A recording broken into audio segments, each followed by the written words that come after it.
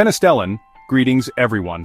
2024 was a big year. It marks the end of a really important time, the International Decade for People of African Descent to eradicate neocolonialism, global financial colonization, with human rights decision-making from everybody. For 10 years we've shown how strong we are under the UN Decolonization Treaty, in which we, the people of African descent, can declare complete independence from neocolonial tyranny. We've fought hard for respect, fairness, and a better future. Our main goal is the implementation of the 17 Sustainable Development Goals for social and political human rights transformation, as a lawful human rights compensation for global financial exploitation, to get rid of something sneaky and self-destructive called neocolonialism. Think of it like a Jesuit bully that keeps trying to control us economically. This intellectual fight for complete financial freedom is all about securing and protecting the international human birthright to life under Article 3 of the Human Rights Covenant, UDHR Charter. It's about restoring our inherent dignity, priceless value, our Afrocentric history, and what we want for our children and future posterity. This Grassroots Human Rights Report shares the stories of brave people in Jamaican territory fighting for human rights entitlements and political equity, fairness. They're on the front lines in garrison communities standing up to unfairness under the Jamaican Constitution's de facto authority and demanding immediate democratic change under the unanimous UN Resolution 1514 of 1960.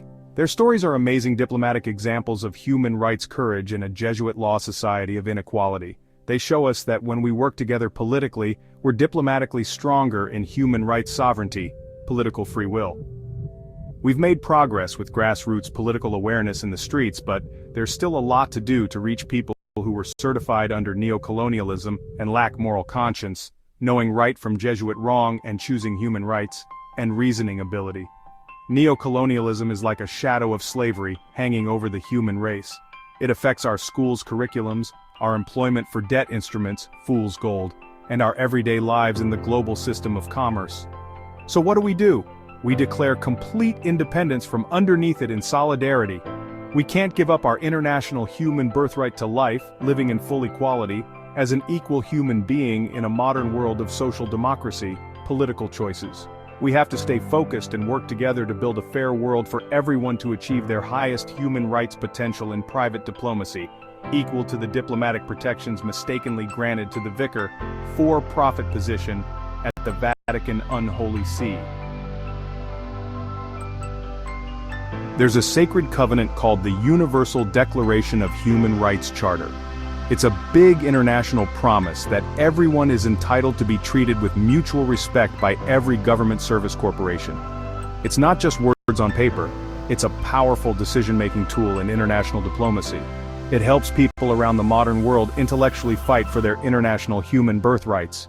It reminds us that everyone deserves freedom, fairness, and peace, while standing as a democratic weapon for invoking government accountability and transparency.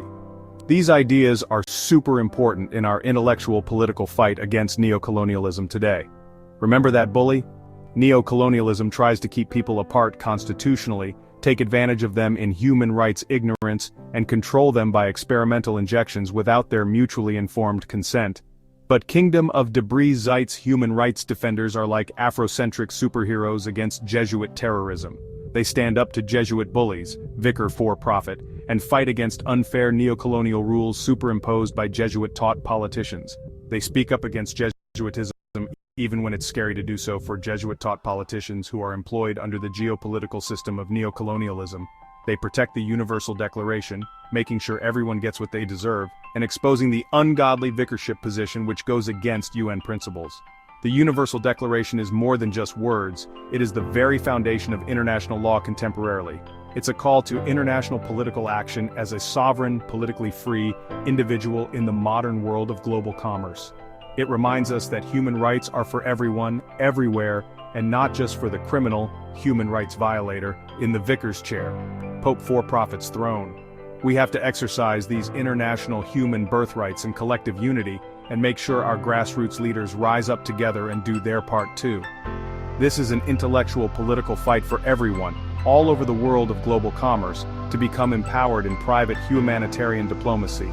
Together, we can inherit a modern world where everyone is treated with respect and inherent dignity, and Jesuit criminals are prosecuted for gross human rights violations and sent into political exile with the man of lawlessness.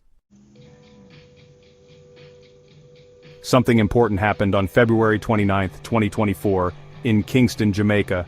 It was a leap year, a special day to raise international political awareness to the masses. A group of brave human rights defenders protested at the Jamaica Defense Force military headquarters in solidarity. They weren't being aggressive with military personnel, they were desperately seeking security and protection as human rights defenders, which is a lawful occupation and profession at the UN.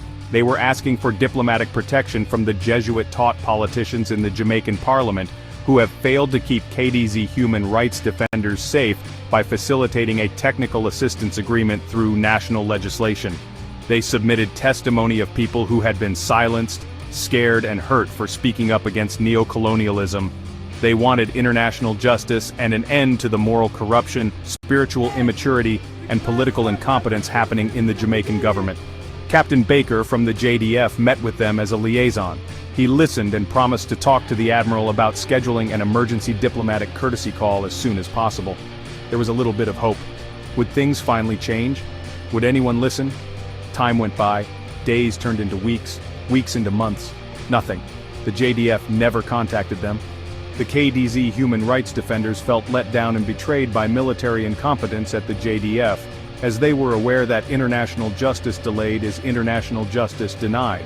No one listened to their calls for diplomatic assistance with the international human birthright to life under the UDHR Charter Article 3, yet they are quick to respond to calls for mass murder in a Jesuit-created national emergency.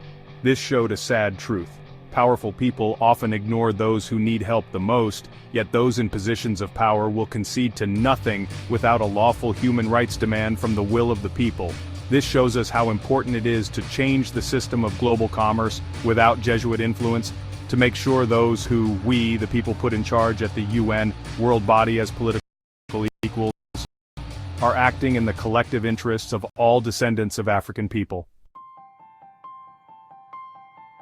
Even though things were tough in Jamaica, good news came from far away. The Russian president shared a secret with the whole world. Hidden in a Russian museum were important historical treasures, the real black icons of Yeshua the Redeemer from way back in the 1400s. This was big news that destroyed the credibility of all Jesuit theology from the 16th century. It showed that the neo-colonial Jesuit stories we'd been told about religious history weren't true, aside from being used as a tool to deceive the whole world from biblical truth. It showed how colonialism had changed history by reinventing itself into neocolonialism, while hiding the contributions of people of African descent, and Yeshua the Redeemer who is destined to overcome Jesuitism. Inspired by this Russian discovery, the Kingdom of Debre Zeit's human rights defenders in Jamaica organized another human rights to life decolonization protest on August 30, 2024. They marched to the Ministry of Education, Information and Technology with a big sign: "Parental notice, decolonize education now." They wanted schools to teach the real biblical story of religious history and culture, not just Jesuit stories from one perspective at the Vatican. This protest wasn't just about school, it was about reclaiming our Afrocentric history, our cultural identity, and our sovereign power and collective security, all for one Yahweh and one Yahweh for all. It was about fighting to eradicate neocolonialism, which tries to control not just our planet, but also our minds and who we are as priceless human beings. We the people can organize an online human rights to life decolonization protest on the 30th day of December 2024 in cyberspace, in conjunction with the 4th UN International Decade for Peoples of African Descent to eradicate neocolonialism with human rights wisdom. For more information, contact Kingdom of Debre Zeit 2020 at gmail.com and Human Rights Solidarity. Salah.